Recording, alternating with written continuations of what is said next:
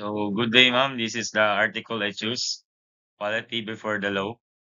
This is a picture, Quality Before the Law, Justice and Opportunity for All. So, this meaning and purpose. Article 7 states that all people are equal before the law and are entitled to equal protection without discrimination. Article 7 states that all people are equal before the law and are entitled to equal protection with discrimination. The purpose of this article is to guarantee equality and human dignity for all individuals.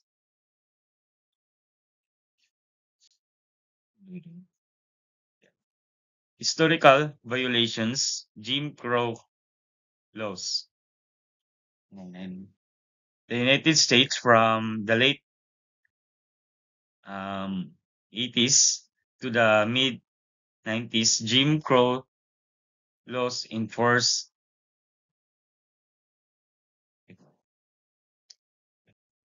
racial segregation. African Americans were denied equal rights and protection under the law. Protection under the law.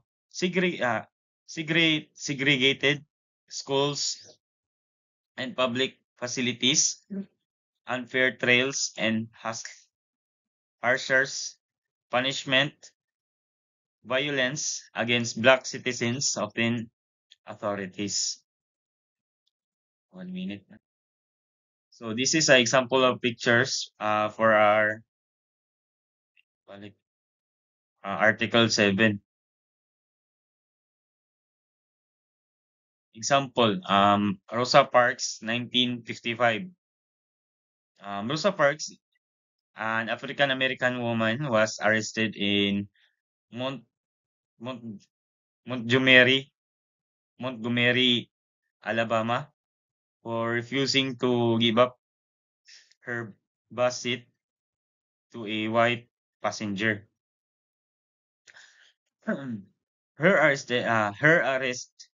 sparked the Montgomery bus boy, boycott.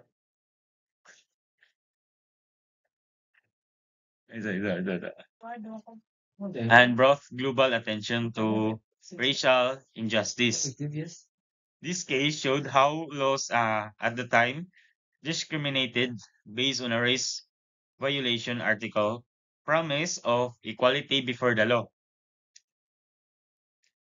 Sorry, go yet. This is the picture example of the picture of Rosa Parks. So effective on victims, treated as a second-class citizens despite being equal under the law. Consistent fear of violation or arrest, denied education and job opportunities, emotional and psychological suffering. And this is the last. We have here example of our picture, which is equal, fair, right, ethics, and balance. So this is my reflection. Article 7s are sevens. Remind us that justice must be fair and equal for everyone. Discrimination, whether by race, gender, or belief, must never be tolerated. Learning from the past help ensure that future societies uphold equality, respect, and humanity. So